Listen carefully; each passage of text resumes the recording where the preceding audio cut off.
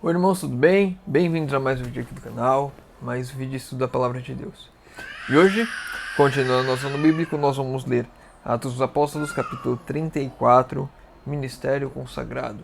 Antes de iniciarmos, gostaria de lembrar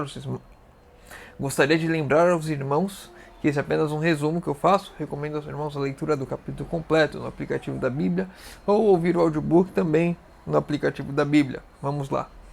Atos dos Apóstolos, capítulo 34, Ministério Consagrado. Cristo deu em sua vida e lições perfeito exemplo de ministério abnegado, o qual tem sua origem em Deus. Deus não vive para si próprio. Pela criação do mundo e pela sustentação de todas as coisas, está Ele constantemente ministrando a outros. Ele faz o que o seu sol faz nascer o sol,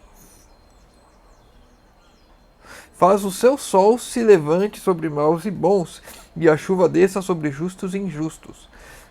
Este ideal de ministério o Pai confiou a seu Filho. Foi dado a Jesus permanecer à testa da humanidade, para por seus exemplos ensinar o significado de ministrar. Toda a sua vida esteve sobre a lei do serviço, serviu a todos e a todos ministrou. Então nós vemos aqui que a vida de Cristo é um exemplo perfeito da abnegação, um exemplo perfeito que eu e você devemos seguir, devemos adotar como verdadeiros ministros de Deus.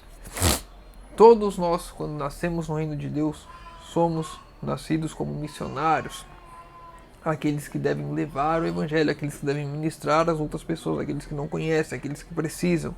Devemos eu e você buscarmos levar a mensagem com as nossas vidas, e para isso temos que ser como Cristo, abnegados, não retendo as nossas faculdades, os nossos talentos para proveito próprio, para ganho próprio. A posição dos que foram chamados por Deus para trabalhar por palavra e doutrina para o reerguimento de sua igreja é de grave responsabilidade.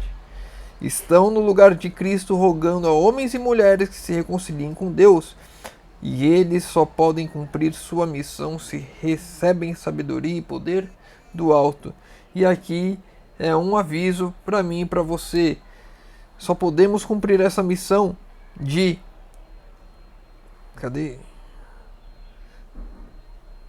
reerguimento da igreja. Só podemos cumprir a missão de reerguer a igreja quando nós estivermos em comunhão com Deus, quando estivermos recebendo a sabedoria e poder do alto. E assim devemos trabalhar para reerguer a igreja, para reerguer as pessoas, para que haja uma reforma, uma restauração, um reavivamento em nossas vidas. Hoje nós vemos as igrejas definhando, as igrejas fechadas sobre as suas quatro paredes, e nós que temos essa visão de que a igreja está definhando, que as pessoas estão morrendo em si mesmas, que as pessoas não estão buscando a Deus, que as pessoas não têm comunhão com Deus, que as pessoas não buscam Deus. Nós que temos essa visão devemos trabalhar como os ministros de Deus nesse tempo, levando a mensagem, buscando sabedoria e poder do alto para levar essa mensagem de advertência, de ajuda. Devemos ser exemplos. Os ministros de Cristo são guardadores espirituais do povo confiado a seus cuidados. Eu e você somos guardadores espirituais do povo confiado a seus cuidados. Eu e você, como ministros, aqueles que buscam. Aqui a gente vai ver as palavras ministros e pastores muito nos textos de hoje, mas tente tirar esse contexto, coloque o eu nesse lugar. Eu devo ser um ministro de Cristo, eu devo levar a mensagem. Porque se a gente fica falando, ai, os pastores, ai, os obreiros, ai, eles, ai, e aí eu me ausento de tudo a responsabilidade que eu tenho, principalmente pelo conhecimento que nós temos, que nós estamos adquirindo, estudando a palavra, buscando a Deus. Então, vamos parar, porque às vezes quando a gente olha aqui, a gente olha e coloca na vida do outro e aí vê, nossa, mas o nosso pastor não age assim, os obreiros não estão fazendo isso, só estão preocupados com números, e olhe lá, só querem saber de batismo, mas não fazem uma visita. E aí eu coloco olhando para eles e esqueço que eu devo fazer esse trabalho de ir visitar, de ir dar estudo, de buscar as pessoas, de instruir, de mostrar os erros. Porque se eu coloco tudo nas costas do pastor, dos obreiros, por mais que eles não façam, alguns não fazem, ou a maioria não faz, não importa. Eu tenho que olhar agora para mim. E essa é uma das coisas que, nesses 2 últimos estudos, eu acabei olhando muito mais para o outro e que me deixou desanimado. As pessoas que não estão se abnegando, as pessoas que estão vivendo para si, as pessoas que estão na obra porque querem o seu ganho, querem o seu sustento. Então vamos parar de olhar um pouquinho para o outro. E eu também sou falho, eu também erro, eu também fico às vezes frustrado com algumas coisas que nós vemos, mas vamos tentar olhar um pouquinho mais para nós aqui nesse estudo, nos que nós vamos estudar agora, nos que estamos vendo, no que estamos lendo. Então, quando tiver a palavra ministros, pastores, tente se colocar nessa posição. Eu como ministro, eu como sendo pastor. Não que sejamos pastores oficialmente, mas devemos sim cuidar das pessoas que estão ao nosso redor. E esse é o verdadeiro amor. Quando nós temos um filho, aqui nós cuidamos dele. Então nós devemos cuidar também dos nossos filhos espirituais, aqueles que nós demos estudo, aqueles que se converteram através do nosso testemunho, do nosso auxílio. Devemos cuidar deles também. Então vamos lá.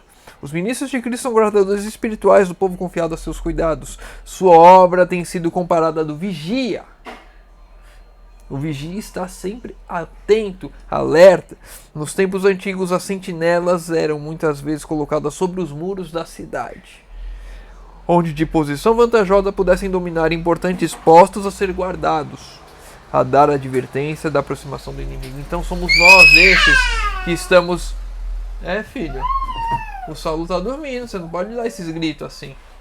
Nós somos esses que estamos aos muros, e quando nós vemos o perigo, nós devemos gritar, alertar, mostrar às pessoas: olha o perigo, cuidado. As pessoas hoje estão caindo em apostasia, as pessoas hoje estão rejeitando a mensagem de espírito de profecia, as pessoas não querem conversar, as pessoas não querem mudança, as pessoas não querem reforma, as pessoas não querem o derramamento do espírito, porque elas não desejam isso, elas estão acomodadas aqui. E quando nós vemos sim o perigo se aproximando, como já está subindo o muro, devemos gritar, alarmar, advertir, para que nós sejamos, nós todos, mesmo os vigias, despertos. Estamos vendo perigo muitas vezes, mas estamos no muro cochilando, achando está escalando o muro, Satanás está escalando o muro aqui, a divisória, vai invadir a cidade, vai invadir a igreja, mas eu estou confiando no poder de Deus que eu não vou fazer nada, Deus vai cuidar disso. Mas devemos fazer a nossa parte. Deus vai cuidar sim, mas devemos fazer aquilo que cabe a nós fazer. Deus não vai vir com uma varinha mágica e restaurar toda a igreja, fazendo uma obra, num estalar de dedos, e as pessoas serão transformadas. As pessoas não vão ser transformadas.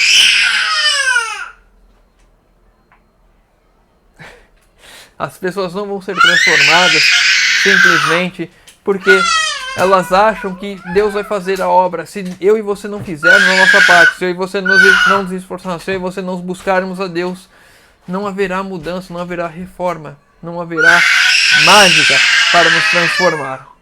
Eu e você devemos fazer aquilo que cabe a nós fazermos. Devemos mudar nossa alimentação, devemos buscar a Deus, devemos estudar, devemos ter comunhão, devemos orar. Devemos fazer aquilo que nos cabe, devemos alertar os nossos irmãos, devemos advertir, porque se deixarmos achando que as coisas, Deus vai cuidar de tudo, se não fizermos nada, estamos errados, estamos em engano. Quando vemos o perigo se aproximando, devemos nos alarmar, devemos advertir, devemos nos atentar, devemos nos preparar. De sua fidelidade dependia a segurança de todos que estavam dentro da cidade.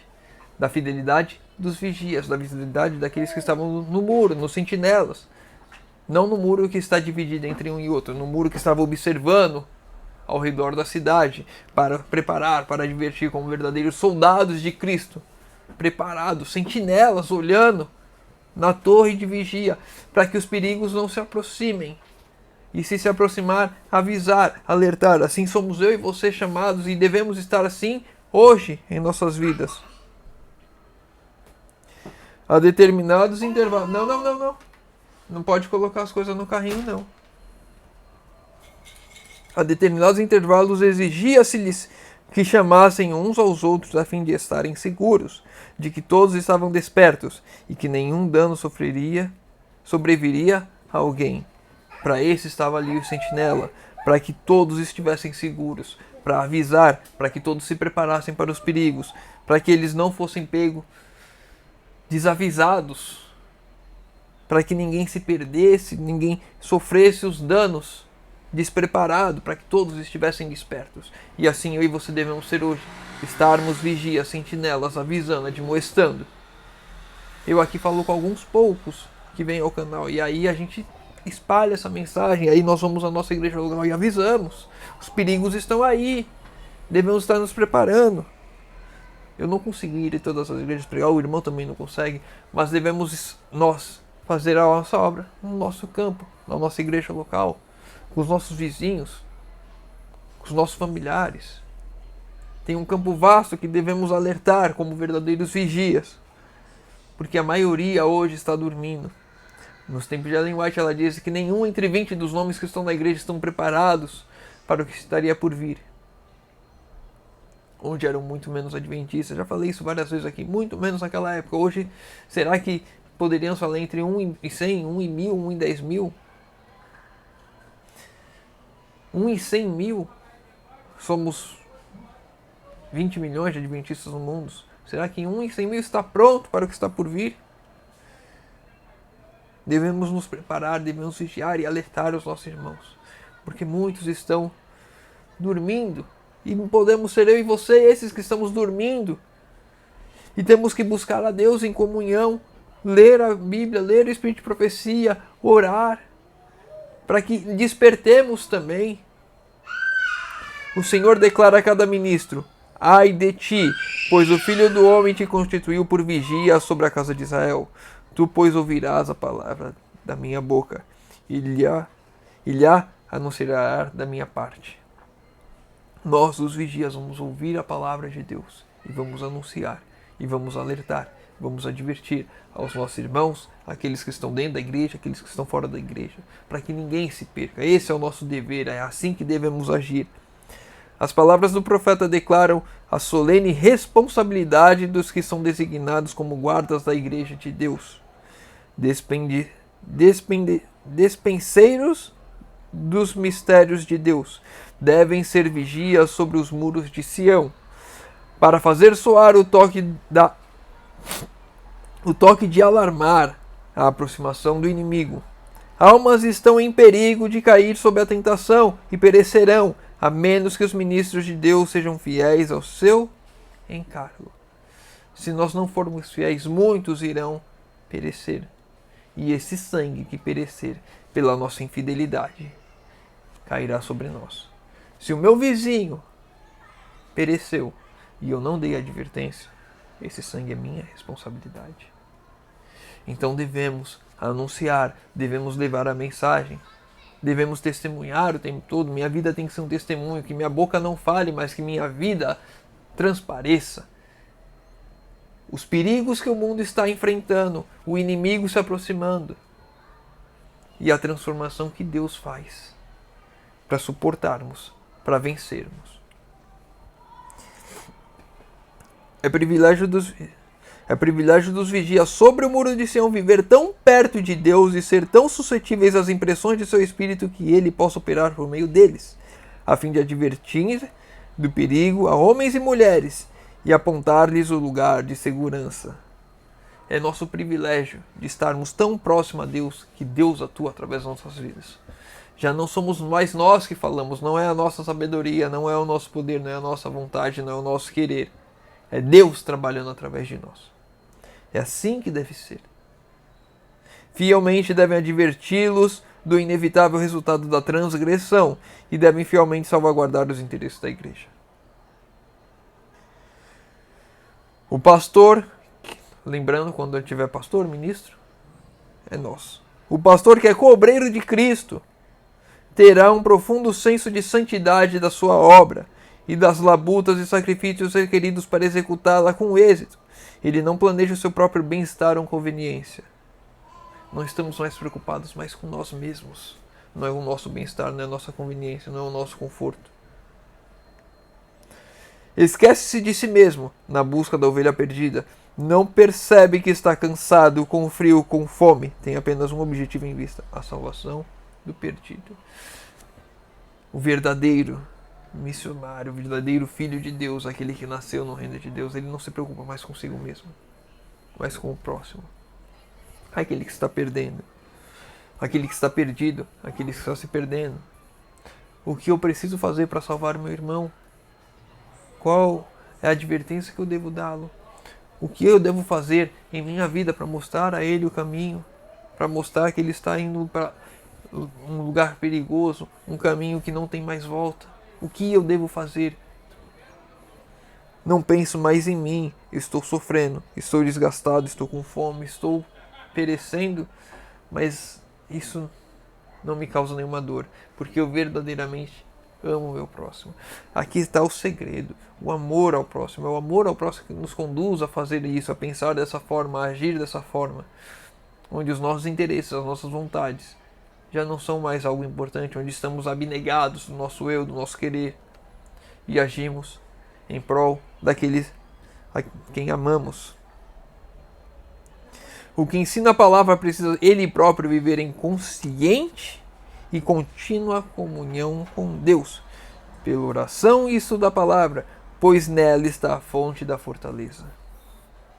Aquele que ensina a palavra, aquele que vive a palavra, aquele que foi transformado por Deus, precisa estar conscientemente, ele tem que saber o que está fazendo, não é inconsciente, é conscientemente, ele busca aquilo, ele deseja aquilo, e contínua comunhão com Deus, conscientemente, desejando, e o tempo todo em comunhão com Deus, estudando a palavra, em oração.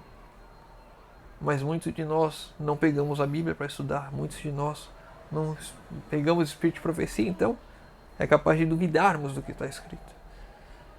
Porque não temos esse desejo, não buscamos isso, não almejamos. E aí vamos nós perecendo. E assim como aquele sentinela que fica dormindo, o vigia que dorme, não percebe o perigo vindo, até que pega todos de surpresa. Devemos estar despertos, devemos estar vigilantes. A comunhão com Deus comunicará aos esforços do pastor um poder maior que a influência de sua pregação. A comunhão com Deus vai fazer com que aquilo que fazemos, a nossa vida, seja mais importante, seja mais influente do que aquilo que falamos. Quando tivermos a verdadeira comunhão com Deus, a busca constante de Deus, o nosso falar, o nosso agir vai ser transformado. Que o meu falar vai ser só uma confirmação daquilo que eu já faço em minha vida. Ensina os pastores as verdades em famílias, aproximando-se daqueles que por quem trabalham. Ao assim cooperarem com Deus, eles os revestirá de poder espiritual. O nosso ensinar deve ser próximo, devemos estar ouvindo, devemos estar constantemente ali vendo os problemas, ajudando com ações também, não só com palavras, com ações, o que eu posso fazer de fato para ajudar, além de dizer, vou orar por você. Irmão, estou aqui, uma cesta básica, irmão, vamos orar juntos, não é eu vou orar por você na minha casa, vamos orar juntos aqui. Vamos visitar, seu filho está com problemas, vamos lá, vamos conversar com ele juntos. Estar junto das pessoas. O ministério do verdadeiro obreiro de Deus, aquele que foi transformado por Deus, aquele que vive em comunhão com Deus, é transformado, é estar em contínua comunhão com os nossos irmãos, com aquele a quem amamos. Já estamos 19 minutos, vamos pular aqui para o final. Para a conversão de um só pecador, o ministro deve forçar ao máximo as suas energias. Devemos usar todas as nossas energias para converter nem que seja uma pessoa sequer.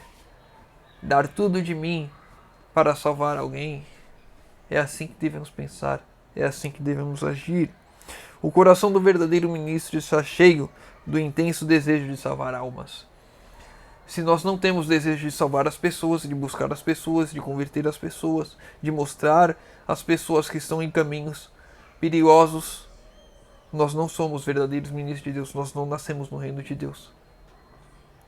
São gastos o tempo e a força, e nenhum penoso esforço é evitado, pois outros precisam ouvir as verdades, que levam sua própria alma a tamanha alegria, paz e satisfação.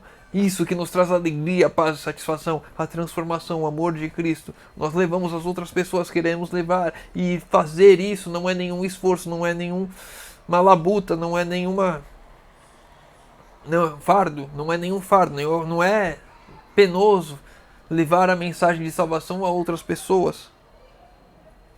Quando nós somos verdadeiros ministros de Cristo, o Espírito de Cristo repousa sobre ele, sobre aquele que vive, para levar essa mensagem de amor àqueles que estão aí fora. Ele vela pelas almas com quem deve dar conta delas. Como quem deve dar conta delas.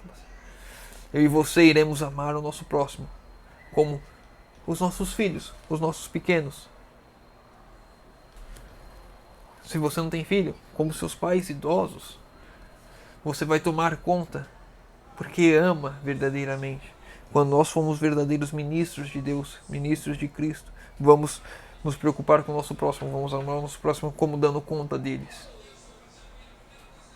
Por mais que eles escolham, ao final, os caminhos errados, por mais que eles não desejem se converter, por mais que eles não aceitem, nós vamos fazer de tudo, o nosso esforço, para que eles assim conheçam a mensagem, que eles percebam que estão errados e se convertam a Cristo.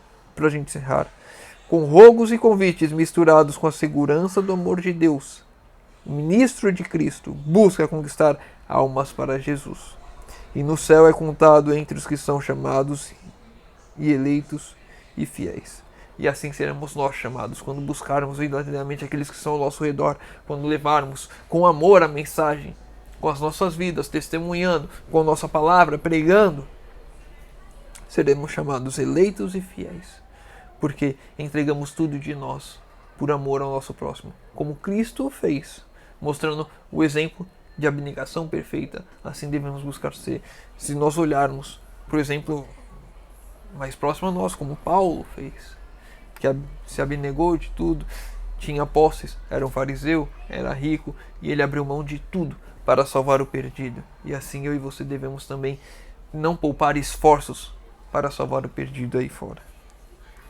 Vamos encerrar por aqui. Se o irmão ficou com alguma dúvida, deixa nos comentários. Se o irmão leu o texto completo, tem algum outro ponto que queira comentar para a gente crescer e estudar junto, deixa nos comentários. Pedido de oração nos comentários, que eu vou estar orando por todos. Convidando os irmãos que puderem fechar os olhos para falarmos com Deus. Senhor Deus, Pai amado, obrigado, Senhor, que mais uma vez temos a oportunidade de abrir a Tua palavra e de estudar. Pai querido, te pedimos, Senhor, por favor, derrame Teu Santo Espírito sobre nós, que possamos, Senhor, viver para levar a mensagem, possamos, Senhor, verdadeiramente amar as pessoas. Por nós mesmos somos incapazes disso, mas com a atuação do Teu Santo Espírito em nossas vidas, iremos sim amar a todos, Senhor, como o Senhor nos amou. Pai amado, te pedimos que o Senhor nos ajude nas nossas fraquezas, nas nossas falhas, que possamos, Senhor, ser transformados à imagem e semelhança de Cristo, Senhor, que possamos refletir o caráter perfeito de Cristo aqui, sendo irrepreensíveis, que possamos, Senhor, dar o alerta como verdadeiros sentinelas que estão olhando, atento à aproximação dos perigos, Senhor. Te pedimos isso, Senhor, em nome de Jesus. Amém. Meu irmão, fica com Deus e que Deus te abençoe.